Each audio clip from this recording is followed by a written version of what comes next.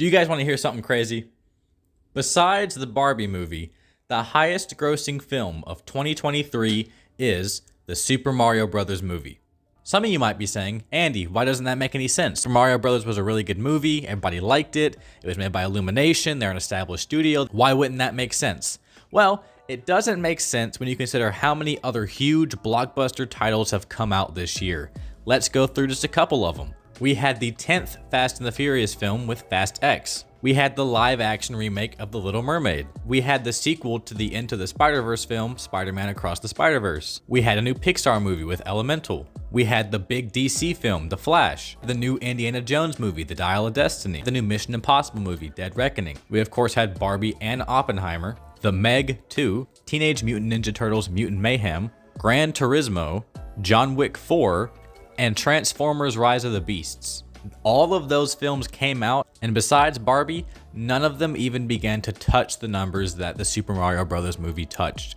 I didn't talk about Super Mario when it came out, I was taking a little break, but I went to go see it with my cousins and we all had a great time. It was the exact sort of Mario movie we were all hoping for. The plot was simple and straightforward, it felt like something straight out of the games, and it really helped that the voice cast, at least for the English version, was so stacked. Because this cast was so involved with the PR of this movie, Chris Pratt, Charlie Day, especially Jack Black, Keegan-Michael Key, Seth Rogen, and Anya Taylor-Joy were all really involved with the PR and all very obviously cared about this project, which just helped hype the movie up even more.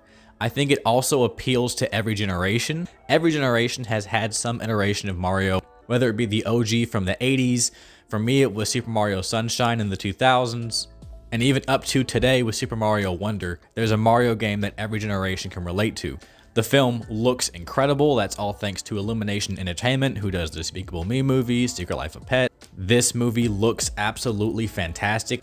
And I think when you start to put all of these pieces together, the fact that the movie plot-wise was very simple, very straightforward, but again, felt very Super Mario. It gave you exactly what you wanted when you sat down to watch a Super Mario Bros. Movie. And what's crazy is the audience score on Rotten Tomatoes, which is a pretty good indication of how audiences feel about a certain film, is really high at 95%, but the critic score is at 59%. I could go on and on about why I think audience scores versus critic scores differ so much on so many different properties, but with this film in particular, I think it makes the most amount of sense because critics were probably looking for this film to have deeper meanings, deeper themes, and again, this film really isn't that long. It doesn't have all that time to fill in all this extra space with emotional weight. This film is carried the most thematically by Mario and Luigi's brother bond, but also by Mario trying to prove that he's more than just what his father sees him as, which is a disappointment. So there are themes and messages in the film, but you're not watching it for that. You're watching it because you want to see Super Mario do some Super Mario shit. It's very similar to Transformers.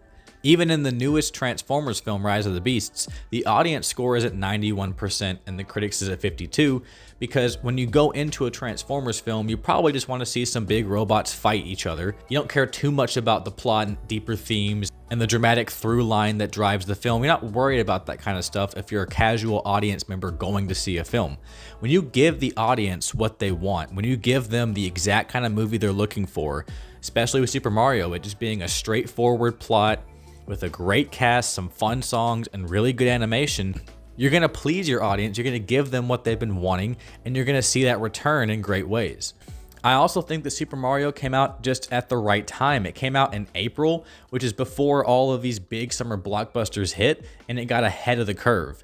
So what it boils down to is giving the audience the kind of story that they want, having great animation, having a great PR team, having your cast be into it and loving it, and just giving the audience the package that they're looking for, I think is the key takeaway from the Super Mario Bros. Movie. It's not the greatest film of all time. It doesn't have the most complex story. It doesn't have the greatest battle sequence ever, but it's a fun movie that gave audiences who wanted to see a Super Mario Bros. Movie a fun Super Mario Bros. Movie. And while I'm at it, I have to say I really loved it, and I think everybody who hasn't seen it yet should go watch it. What do you guys think about the Super Mario Bros. Movie? Let me know in the comments down below. Get a Pepsi while you're at it, and I will see you guys later. Bye.